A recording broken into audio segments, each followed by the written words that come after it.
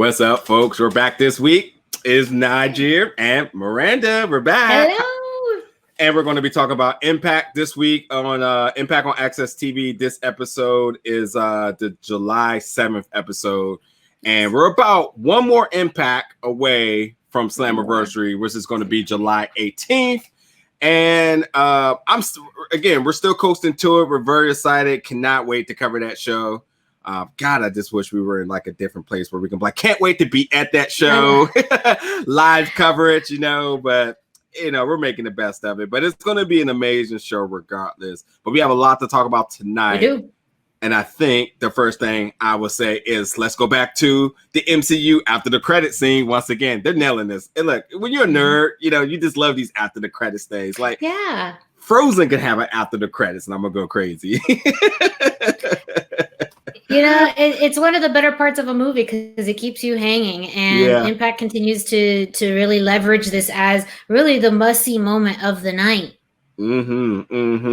So there's a lot of shifty things that happen, and we kind of talked a little bit before we got ready for this review, which we don't typically do. We kind of just bring our thoughts a little bit raw.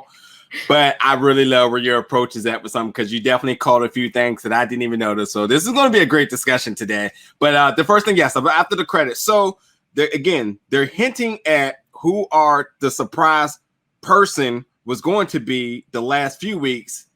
And that seems to have that language shifted a little different. Oh, yeah.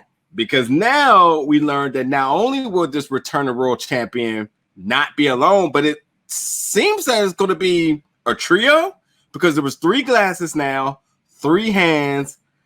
I don't know what to think. I mean, I got a little bit of an idea, but I don't know. But what's your thoughts? So what's your guess? I mean, I don't know. You got an interesting take here. So let me feed me something.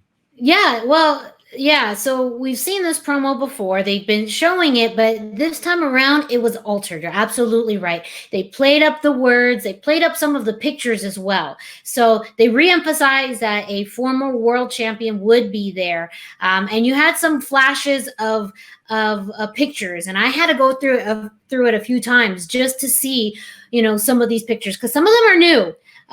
One of them that's new that I don't remember seeing before was Bully Ray. His is new, and then also talking about the additional people that could be coming, we saw Angelina Love and Velvet Sky being featured as well, which are brand new. The Canada flag, Japanese flag, both those are things I don't remember seeing before. Unless, again, just like in the Marvel Cinematic Universe, you have to watch it a few times and you catch things that you didn't catch before. So it's a very smart way to either engage audiences that maybe have been seeing it and adding new things in there, or if this is the first time you're watching it, realizing maybe some hints that you didn't expect. But some new faces included in this, and you're absolutely right. Assuming that now powers and numbers, that it's not just one former world champion, but multiple people could be coming back. We've seen some of the same pictures before of those who were released by WWE with Gallows and Anderson, EC3. Eric Young, Mike and Maria Kanellis.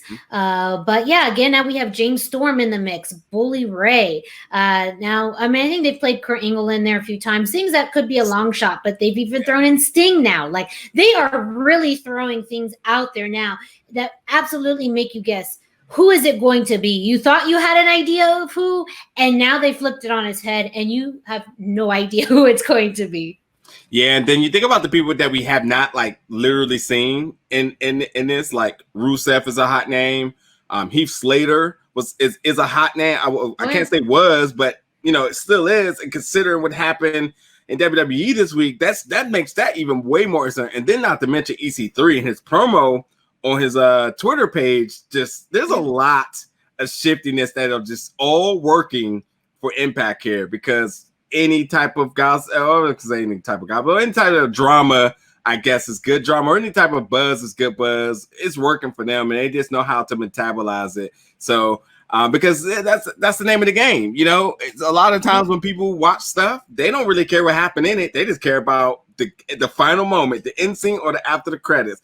What happened? And I think that the way that they are leveraging this one promo with remix version 2.0, I'm cool with it.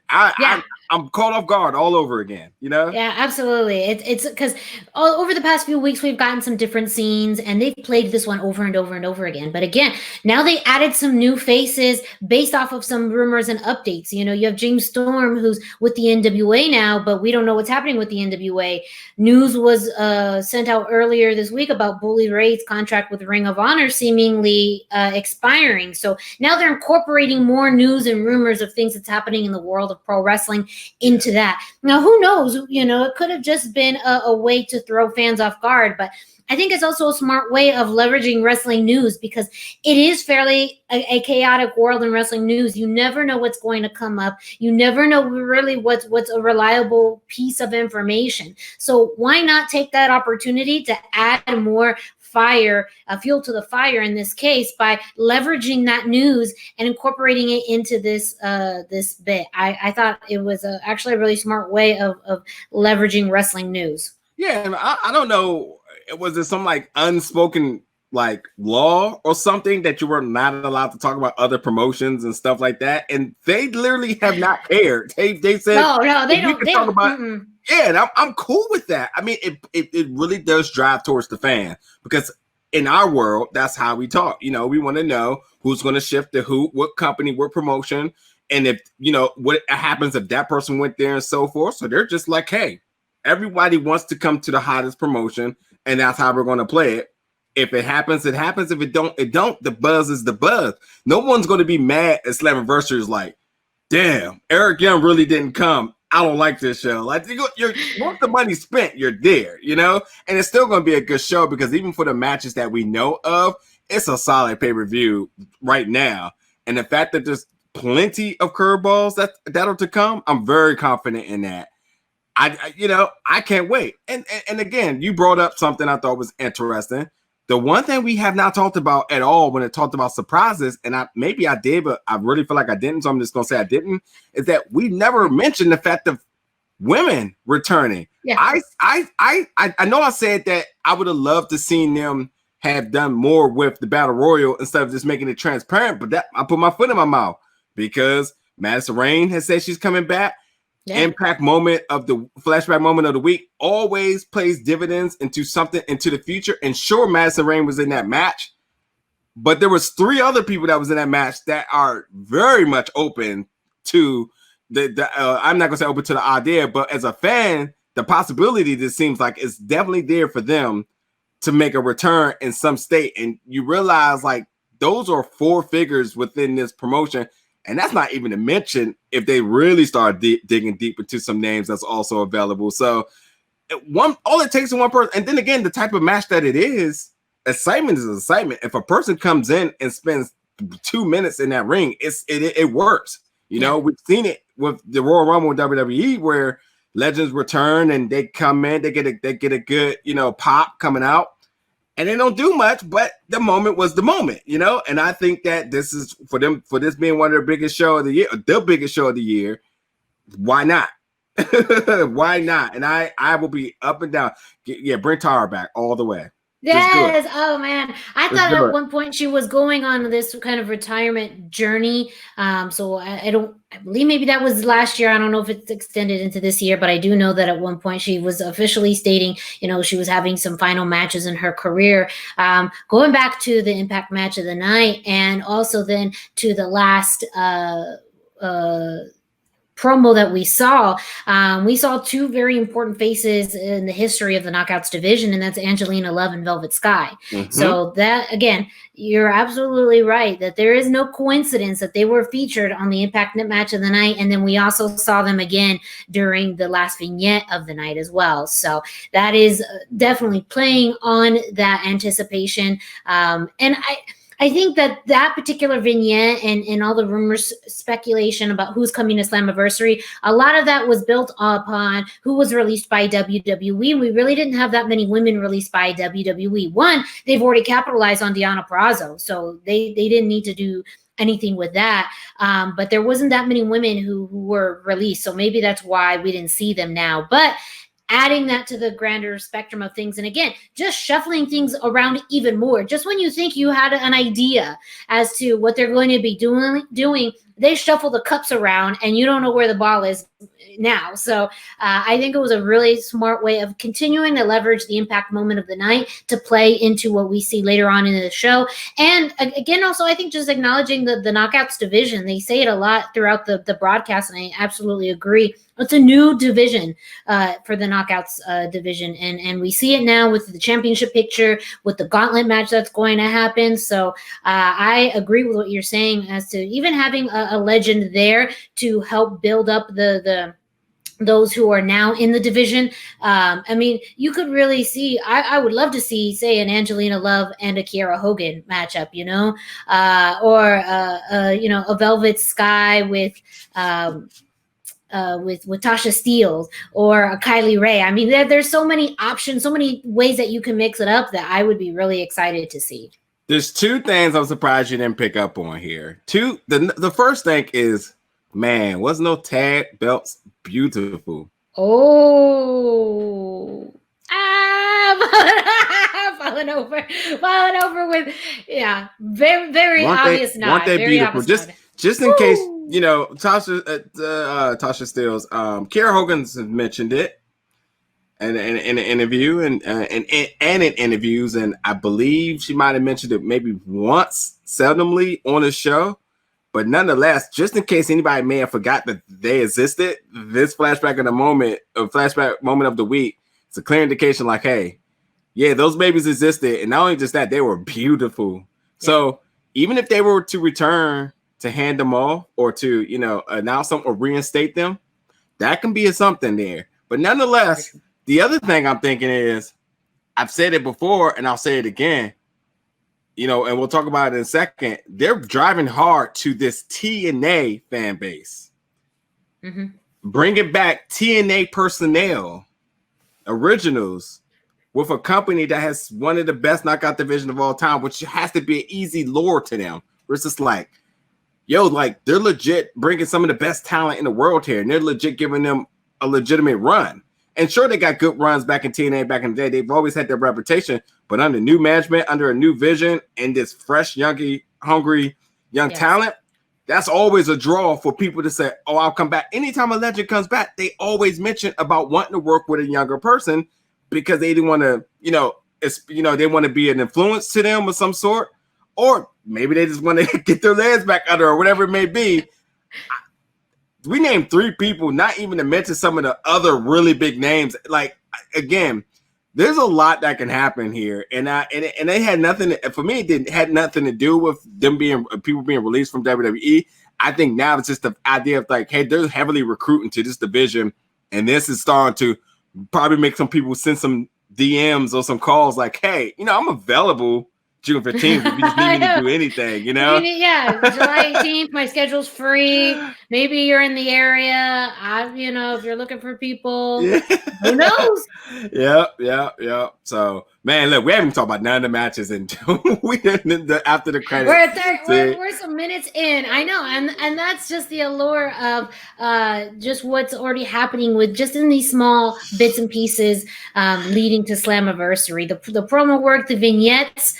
There's a lot of good vignettes tonight. Yes, indeed. I am absolutely starting off the review of the night talking about the only thing that matters, and it's the man with the plan, Swing Man, Johnny Swinger, again. So so we can shed a tear on the events from the past week. So he's been banned from ringside at Slammiversary with Chris Bay with his match against Willie Mack for the X Division Championship. And Chris Bay needs the Swing Man if he really wants to leverage this opportunity. But nonetheless, Swing Man, the man with the plan, has an idea. So today in this vignette, we see him backstage looking for a costume to hide in.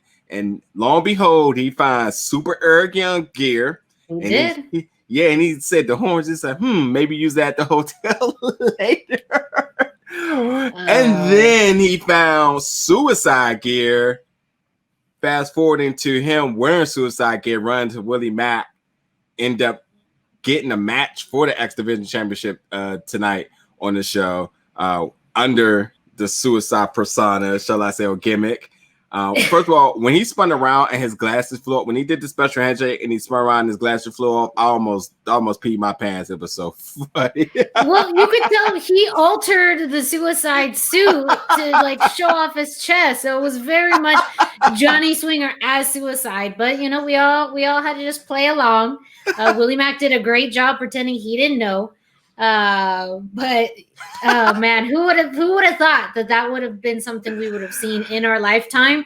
Johnny Swinger dressed up as Suicide, competing for the X Division Championship as Suicide. 44 years old, kayfabe Johnny Swinger, or Swingicide, shall I say? That is by far. First of all, before we even move on, Johnny Swinger is absolutely the funniest character in wrestling that more people need to be talking about.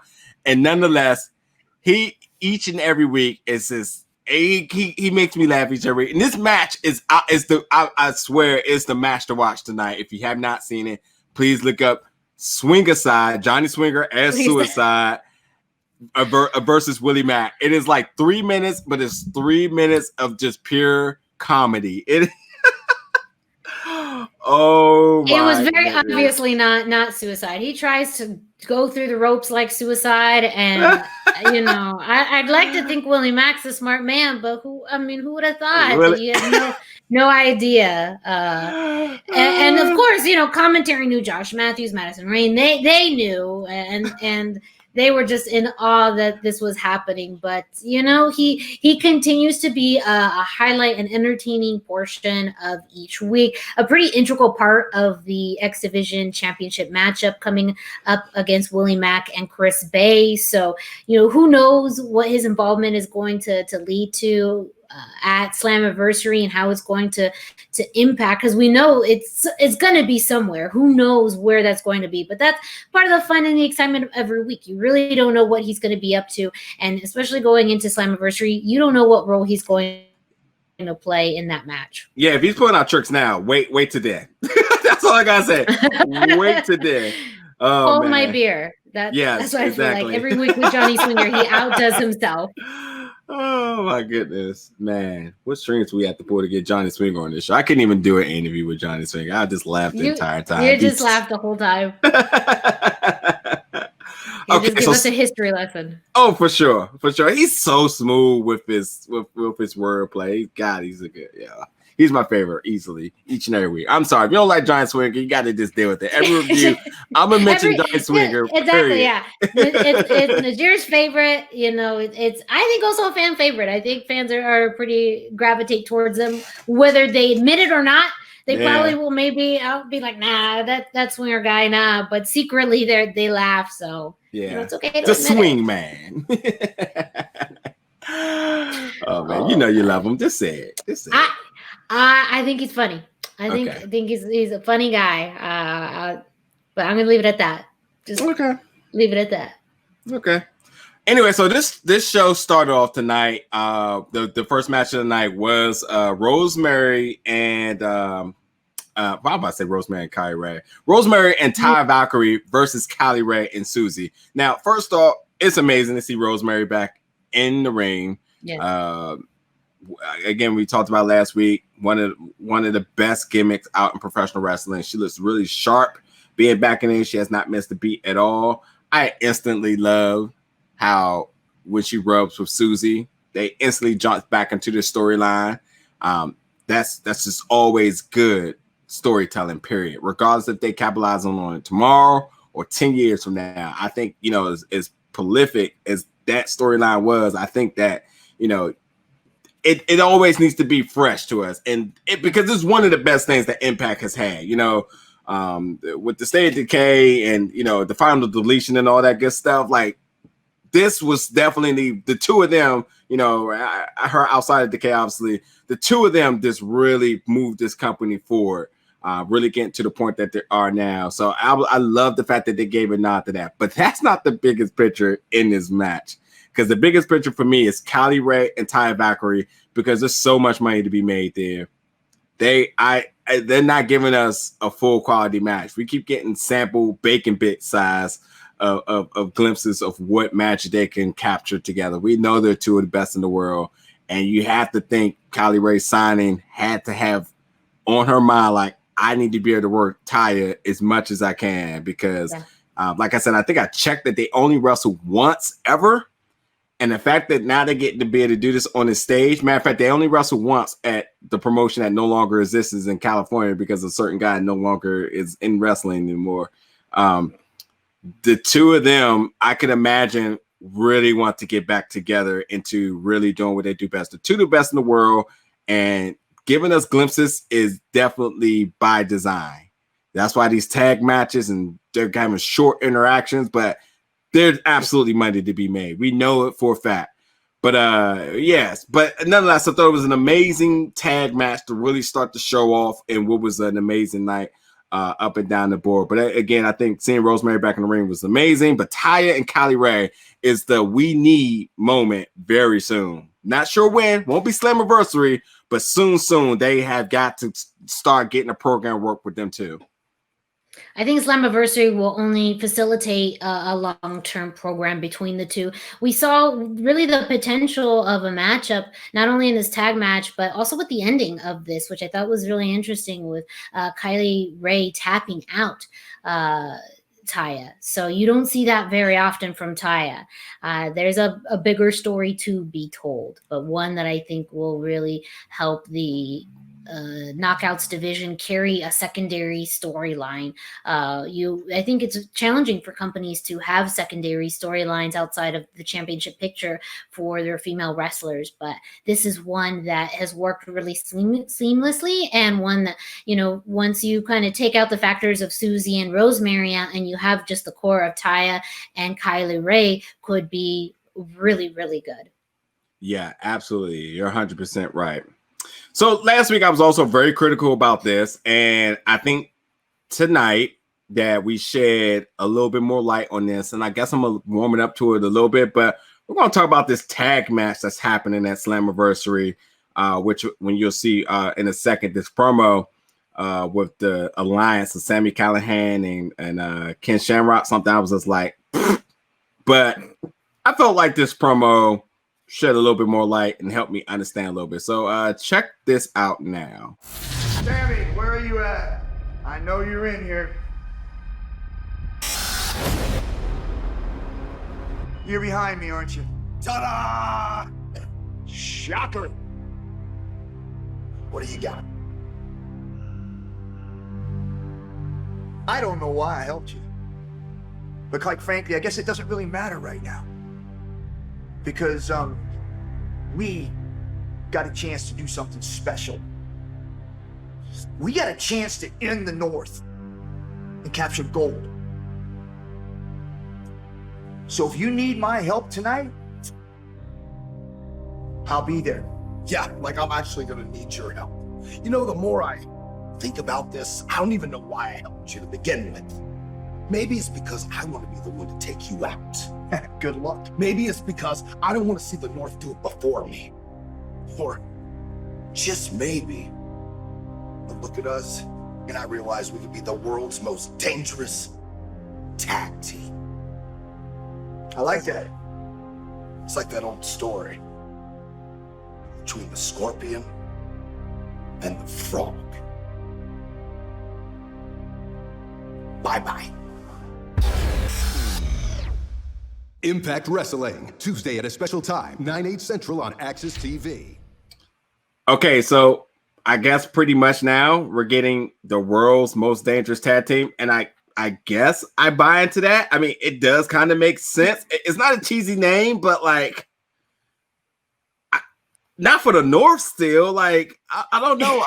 I'm disrespecting so much. I mean, again, the North has hit another milestone in being tag champions, and I just feel like they're buying into this very hard. I don't know. Right now, I'm not a big fan of the backstage attacks, but right now I'm definitely pulling for somebody please attack Sammy and Ken Shamrock. While you're at it, while you're already attacking each other, just Ken or Sammy. And just do Trey again, because he just seems to be always in the mix. But like, poor Trey. I don't know, man. Please help me here, because I'm just not buying into it. I think they're trying to set up a credible tag team to go up against the North. That's been a challenge. We talked about it with the tag division has just been kind of lacking. So you don't have a lot of credible threats. But when you have two very credible individuals, you have a pro wrestling and MMA legend like Ken Shamrock, who is still fighting in his 50s. I mean, it's crazy, but he still is, one of the best fighters in wrestling and in MMA for his age. And then you have someone as unpredictable as Sami Callihan. Whatever he may not have in the fighting aspect that Ken Shamrock has, he has in his really aggressive nature, his unpredictability. And so when you put those together, I can see a world's most dangerous tag team in two different levels. And you're building up a threat to give the North, an actual run for their money. I mean, you're going into Slammiversary with the longest reigning, or at least longest reigning tag team champs. Mm-hmm. Now being a year, which was the milestone they hit this week. So, what else can they do? But when you have two really strong individuals coming together that are forces of nature in their own right, you can really build a tag team that can scare the life out of many other teams. Do they scare the North? I think so. In some ways they do. I think they're scared of Ken Shamrock and they don't know what to do with Sami Callihan. So when you put that together, it gives the North a run for their money. Yeah, and I guess just to kind of move forward to the main event of the night, Sami Callihan and Josh Alexander was just an amazing match, and I see how that can work in tag team style wrestling, but Slammiversary we're talking about here. Like, give us the best of the best to happen. And I understand if you do not put Sami and Ken in this, then where do you put them? And I gotta be honest, they're team players, and with everything that's happened in this promotion, something's still better than nothing. You know what I mean? And I guess that's, to be honest, this is going to be the match that I'm going to have the no distraction. What do you call those things that horses wear when they run? Blinders. Yeah. Blinders on the match. I'm gonna be focusing on that match so hard because I feel like that's gonna be the match that's gonna make me eat all of my words come that next week when we talk about it. So, but again, I just I love the North, and I really do. I buy into what they sell as far as them being the best tag team and everything they do behind that. So when you say a legitimate threat, then I want to establish tag team, something that we know can be a legitimate threat, because tag teams aren't just two individuals that come together and then they're good. It's literally the people that sleep together, travel together, done had all the sacrifices together. That's what I buy into when I see a tag team. These tag teams, that some of the best tag teams in the world are brothers, or are neighbors, or just somebody that's just known each other their entire life. And I just don't get this, especially with the rivalry between Ken Shamrock and Sami Callihan that was just there. I get the friend of my enemy, or whatever, however it's that go thing. I get how that works, but not right now. So I don't know. I know I'm very critical about that, but that match, I'm gonna be zeroed in on it 100%. Fair enough. Got to sell me there. Quickly, I'll talk about really quick Kimberly and Jordynne Grace match tonight. Now, for the same reason I talked about Kylie Ray and Taya Valkyrie, is the same thing here for Kimberly and Jordynne Grace. Although they have worked many times against each other and with each other in the indies, I could imagine Kimberly really focusing on the idea of wanting to face Jordynne Grace. Now, this was for the Knockouts the Knockout Championship of tonight, and it's still a very impressive match. Jordynne Grace with a really level of aggression I have not seen. Yes. In Impact. I loved it when she screamed at Kimberly to get up. Like, you can tell the intensity in her voice. She's taking it into another level in preparation for Deonna Purrazzo, which it seems like she has to. Yeah, I say it all the time. Jordynne Grace is the best. I'll say she's one of the best wrestlers in the world. I believe she is the best women's wrestler in the world easily. And with her age and just the high ceiling of her career, her being able to her husband, who she can train with on a day-to-day basis easily. Come on now. And I think seeing her still show levels to her skill, such as we saw tonight, is the idea why I absolutely without a doubt can say she's literally one of the best, because she brings it each and every night. But again, to Kimberly, her signing with Impact, I would imagine that her wanting to face Jordynne Grace has had to been a good draw for her wanting to be in this on this promotion. Nonetheless, she got a sample tonight, and she gets to try it again because she's in the Knockouts gauntlet match, and she wins that. Did she get it again? So maybe a little sample tonight didn't work in her favor, but maybe she was able to take something away. But again, there's money to be made with those two. I don't think they sold this match as high as they could, but best believe for what we got right now is just a glimpse of how amazing these two can go. Because I've seen it, and I sign me up for it 100%. Yeah, so, it was interesting how we got shades of a heel turn with Kimberly with the brass knuckles coming out, because she seems like such a face. I think she was presented in such a face way, but she's also had some tough losses. She's lost against Havoc, a loss against Jordynne Grace, and so two wins with Havoc, you mean? Oh, two wins. 2 wins against Havoc. Yeah, so that's the thing. Like, you know, they they're in the books as wins, but nonetheless, it's just a glimpse of her greatness. If you ask me, that's where I'm going at with the wins and losses. I agree with, but like, I think you still seen a flash of greatness because you're seeing her go against 2 of the best in the division. You know what I mean? Yeah. Getting 2 wins against Havoc is nothing to brush under the rug. And even taking a loss to the champion isn't bad, but it wasn't a sweep. Yeah. No, well, and I think she's getting a little lost in the mix when it comes to the Knockouts division because the 100%. Attention is so much on Deonna Purrazzo and Jordynne Grace, and then you have Havoc and Nevaeh, Kiera Hogan and Tasha Steelz, Taya and Kylie Ray. Rosemary, Susie. I mean, there's already a lot in that division that's already stacked. So I do feel like Kimberly's getting lost in the mix a little bit. I feel like a character upgrade or change will help her in the long run. And hopefully a strong showing in the gauntlet match will help her get on the map. But you talked about, we're in a new landscape at Impact Wrestling with a lot of changes happening. And you either step up or you get lost in the mix. And I feel like right now she's getting lost in the mix. Even though her talent is of high caliber, there's something that's really not connecting. So maybe a heel turn, maybe some other ways to show off her skill set, her personality is what she needs in order to stand out. I hope she does. But right now, she's kind of on the lower end of my radar. Yeah, I put it this way. Anybody that's watching this, she is the one. Put her on a 1 to watch list because the potential's there. I put it this way for anybody who's a sports fan.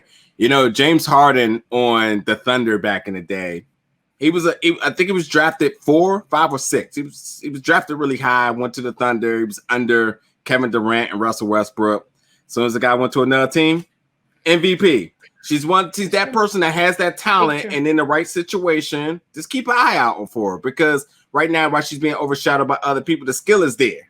And again, I said that she's in the best position in her entire wrestling career in all shapes or form. I think her conditioning and just everything's just all at top tier right now that I've ever seen. I've seen her on the Indies all the way to NXT to here, and I'm waiting for that moment. And it's fine. She's on the roster. It's just only a matter of moment. So it may not be today, it may not be Slammiversary, but keep an eye on her with confidence, as you heard it here. As we're kind of getting up on our time, we have got to talk about really, really fast the vignette for the Impact World Championship, where they feature Eddie Edwards, Ace Austin, and Trey about the Slammiversary match. Absolutely fire. Absolutely fire. It is probably some of the best work I've seen as far as video package of all of this year. Amazing. The intensity's there. That sold the match. With everything that's kind of been shifting on with that match and, the drama and all that other good stuff, we're moving forward, folks. And this vignette was the complete exclamation point to letting everybody know, like, although, Tessa's gone, this is still the match to watch. This is for the big one. And with the mystery partner, which they even took the focus off of that, which I loved because, as much as there's a lot of hype around that, remember, these are 3 solid contenders in this match, and they're selling you as to why. And I bought into each and every person. And man, Trey, as much as you've been down on your face, each and every week, getting attacked backstage. That intensity that he brought in that vignette, whoo. And to think, 25 years old is Trey, 23 is Ace Austin. That's a long tenure rivalry between the two of them. My. What did you any thoughts on that? Yeah, I was absolutely impressed with the vignette. I really loved how they were able to state the case for each competitor in this match, alluding to Eddie Edwards' long history, everything that he's overcome. Again, he has been the perpetual underdog throughout, most of his career at Impact. And now he especially up against two up-and-comers, I mean, he is truly now in the best position in his career in order to get the Impact Championship. But then you have other factors like Ace Austin, who has one of the fastest climbs in this company that they've ever seen. Someone who was just signed a few years ago and have such a climb in just the past 8 months is monumental. And someone like Trey, who just has this pure aggression. Now, one thing I've noted in that vignette that I think will be the story that they tell in the match is Trey's focus seems to be a lot more on Ace Austin than it is on actually winning the world championship. So that could be his Achilles heel in this, and something that he really has to watch out for, because in that entire vignette, he talked more about Ace Austin than he did about that championship. And when you keep your eyes off the prize, then you lose that focus. You can't get it back. So I'm curious if his anger will be really that thing that prevents him from getting the championship. And of course, the fourth person, it could be anybody. And I love how Eddie Edwards explained it. It doesn't matter to him. That's what his whole career has been about the unpredictable elements. So the match is unpredictable at this point. Exactly. The whole thing is unpredictable. But I loved how they focused on each competitor, their history, what makes them unique, what makes them what the factor that they have that allows them to be such a strong competitor in this match. And then, of course, who knows who that fourth person will be. But one of the better vignettes that I saw in general from them in such a long time, but it's also a nice way to keep the story going without having another match with all three of them. That can get a little drawn out, and as you get closer, you want to build up the anticipation, but you don't want to bore fans. So I appreciate that they didn't have another type of match this week, that they put a little bit of a pause on it, and I know they'll focus on it next week. Absolutely. Yeah, and let's not forget about the fifth person in this match, Madman Fulton, who will be a factor for sure. He absolutely will be a factor in this one way or another. I love they use the favorite clip of him coming up from behind Eddie Edwards. I mean, that is a career moment. That is a highlight reel for Madman Fulton. Yes, it is. His career has changed so much in just the past few weeks. I also think that they're going to have really big plans for him in the future. Oh, yeah. All right, last thing to talk about really quick is Tommy Dreamer. Back-to-back weeks with a fire promo. This time he consulted the TNA Championship Committee, the TNA Board of Directors, and the TNA Authority, because now he has a championship match with Moose at Slammiversary. Now, you said something about this. I'll give it to you in a second. I keep saying it over and over. TNA. I would not be surprised if TNA is a second show that happens. If Impact is on Tuesday nights and TNA is on another night, AXS TV seems to be full on board with Impact. That seems to be their goal, especially from some of the news that's come out and press releases, is that they're moving forward with this as their sole wrestling promotion. But there's an audience to TNA, because that name would not still be being thrown around if it didn't. And there's a draw to it. And there's a method to some of this madness with this keep reinstating the name and, former TNA this and the TNA Heavyweight Championship being featured each and every week. So I'm just going to sit back till it happens. You just know that you heard it here. But yeah, again, Tommy Dreamer back-to-back weeks, fire promo against Moose. But yeah, the floor is yours for you to make that statement you made earlier before we get started, because I thought it was very interesting about.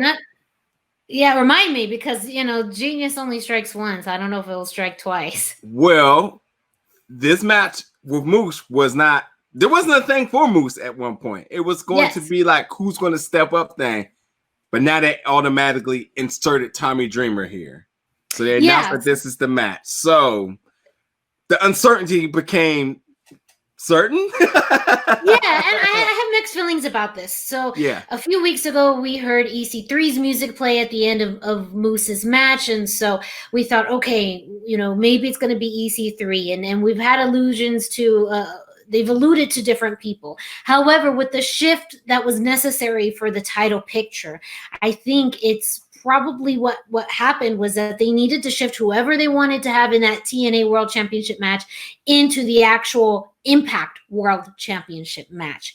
And you know what? It makes sense. So maybe before they didn't have that in mind, but now they do. And they did announce Tommy Dreamer. Apparently from all of the TNA authorities, board of directors, whoever in TNA still exists that gave him this authority to do it, he has inserted himself in the TNA World Championship picture. And you could have waited a little bit. I would have been happy if this was the match that they ended up announcing at Slammiversary or even next week, but you still got to have the card laid out. But yeah, I think they had to do some internal shifting, and before we were going to see somebody else face Moose. But I think that Tommy Dreamer is proving his experience in the business. His promos are continuously, again, fire. They are really good and really entertaining. And I love the way that he's challenging Moose. And again, not only in just the perception of pro wrestling and him being an athlete, but what it means to be a champion, and this mentality that, Tommy Dreamer has grown up in any wrestling promotion that you can think of. He's been there and he has done that. And to be able to challenge Moose to where he's at, to challenge the reality that Moose is living into.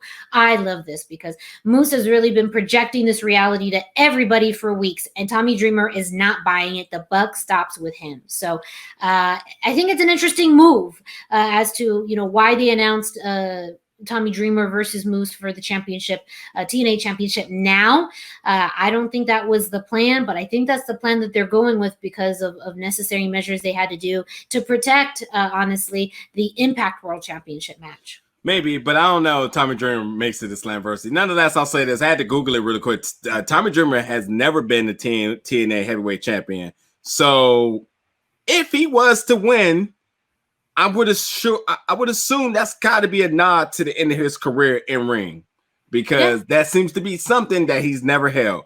Nonetheless, if this is just a ploy, then RVD doesn't have anything going on right now. He fell victim to circumstance. So if you want to talk about an easy plug, then there's one. He's former TNA heavyweight champion. But nonetheless, I did like what they were doing with Moose and the whole foreshadowing. Maybe the EC3 thing is a little bit more off hands now, considering what he did. Who knows? But again, it's still so unpredictable that next week, the last week, is going to be probably the most interesting Impact show of this year, because it's the last one before Slammiversary, and there's still a little bit more things to kind of sketch out a little bit. But hey, I'll be there to watch it. We'll be there to review it. Well, yeah. Me, you. That's right. That's right. We'll be watching it. Oh, did you remember when the Swingman was doing the suicide? Why does I always go back to Johnny Swinger? I feel like you just need your own show first. I'll do locker room talk with Slick the Swingman. Oh man, yeah, I'll be cool with that. Impact, if you're listening. Yeah, get me on there. Swinger's #1 fan here. He'll let Swinger even do all the talking, and Najir will just be on the couch, being a solid wingman for the Swinger. Swingman daddy and little daddy. Oh. Hey, just make sure just make sure when we're done, just tag him in this, okay? No, but seriously, everybody, we got one more Impact on AXS TV next Tuesday before Slammiversary. Then Slammiversary, July 18th, we'll be reviewing that as well. So definitely stay tuned, stay locked, because it's gonna be an interesting 2 weeks to come, and we can't wait. We're excited. But as always, thank you so much for watching our reviews today. We'll catch you guys next week.